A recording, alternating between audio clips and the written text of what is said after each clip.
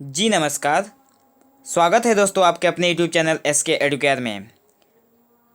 तो फ्रेंड्स, आज हम इस वीडियो में बात करने वाले हैं हमारी विजयदान देथा द्वारा रचित कहानी दूजो कबीर की, जिसका पहले पहले ही 2 भाग हम लोगों ने देखा है और ये उसका तीसरा भाग है। तो चलिए आज की वीडियो की हम शुरुआत करते हैं। तो हमारी कहानी कुछ इस प्रकार खत्म हुई थी कि बेटी की अक्ल पर अभिमान करता राजा बोला, हाँ अब देर ही क्या है। राजकुमारी बहुत प्यारी थी। इस कहानी में हम लोग समझे थे कि राजकुमारी बहुत प्यारी थी और उसकी बातों को राजा कभी नकारता नहीं था। तो राजकुमारी की हर बात को वो इज्जत देता था और उसकी कदर करता था। तो चलिए इस कहानी के अगले भाग को हम समझते हैं। इस कहानी में जब राजा और उसकी बेटी जब कबीर के गांव में पधारे, उसके बाद क्या घटना घटती है हम लोग आगे देखते हैं। 50 आदमियों का जत्था राजा के पीछे पीछे कबीर की झोपड़ी पर पहुंचा। नए खारिये से छाई कच्ची झोपड़ी, मुरड़ गोबर से लीपी, मांडनों से चित्रित आंगन, देवता खेलें जैसे साफ सुथरा। बैठकी पर बैठा कबीर करघा चला रहा था। जब राजा और उसकी प्रजा के साथ राजकुमारी जब कबीर के घर पर पहुंची, तो कबीर का घर बहुत साफ सुथरा था और वो एक करघा पे बैठ के करघा चला रहा था। बैठकी पे बैठ के गुलाबी ऊन का ताना तना हुआ था। सुरंगे तानों के बीच सरासट नली चल रही थी। दरवाजे पर लोगों की हलचल सुनी तो उसने पीछे मुड़कर देखा। गांव मालिक के साथ एक अजनबी प्रौढ़ आदमी, रेशमी अचकन, सोने का मुकुट, बाकी मूछे, कमर से लटकी सोने की म्यान की तलवार। नज़दीक ही एक खूबसूरत लड़की खड़ी थी। न जवानी अंगों में समा रही थी और न रूप। उस रूप के परस से सुरंगी पोशाक की सैनिक दीप दीप कर रही थी।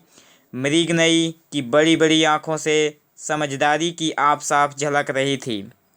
अपने होठों पर पवित्र मुस्कुराहट छिताते कबीर झपटप उठ खड़ा हुआ।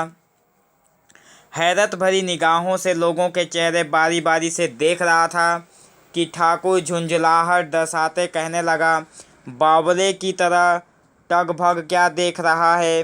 तेरे अभाग्य है कि देश के मालिक 3 लोग के नाथ खुद तेरे घर पधारे हैं तेरी कारीगरी देखने की खातिर। अब उल्लू की तरह आंखें क्या फाड़ रहा है। कालीन या साल हो तो नजर कर। राजकुमारी ने कारीगरी से पहले भरकर कारीगर को देखा। तांबई रंग, काले भुजंग बाल और काली भुजंग दाढ़ी, सफ़ेद अंगरखी, सफ़ेद ही धोती घुटनों तक, घुंघराली घनी रोमावली, बर्फजात धवल बत्तीसी, शीतल मुस्कुराहट, अंगों से भरे मोहक रूप। राजकुमारी को इंसान के रूप में पहली दफ़ा असली इंसान नजर आया।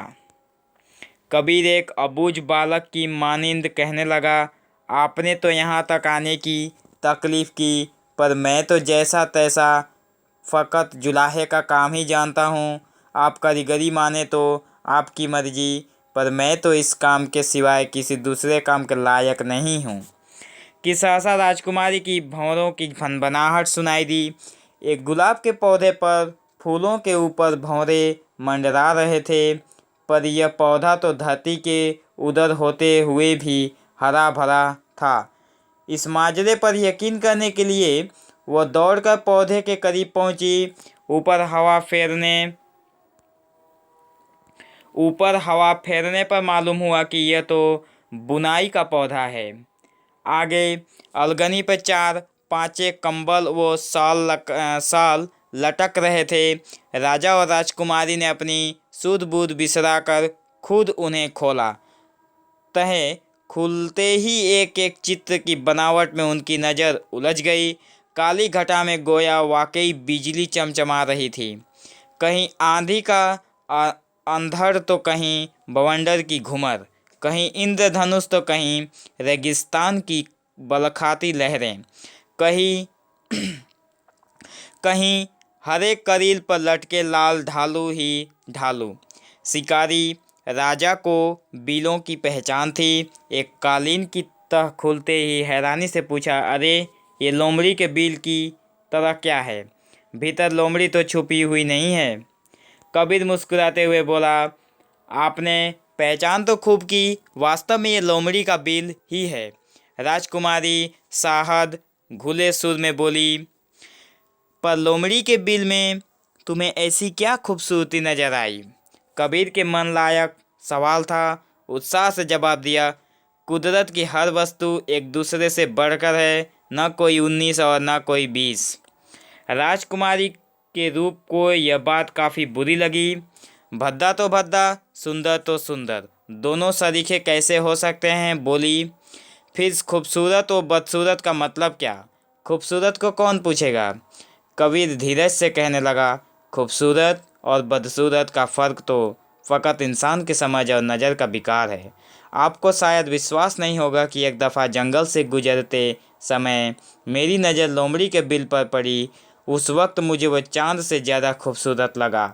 अगले दिन करघे पर बैठा तो आप ही लोमड़ी का बिल बन गया, हूबहू उस बिल के उन्मान। तो दोस्तों, आज की वीडियो में हम कहानी को यहीं पर रोकते हैं और इस कहानी के अगले भाग को हम देखेंगे इस वीडियो के अगले भाग में। तो बने रहिए हमारे SK एडुकेशन चैनल के साथ। तब तक के लिए धन्यवाद। Thank you for watching this video. Have an awesome day.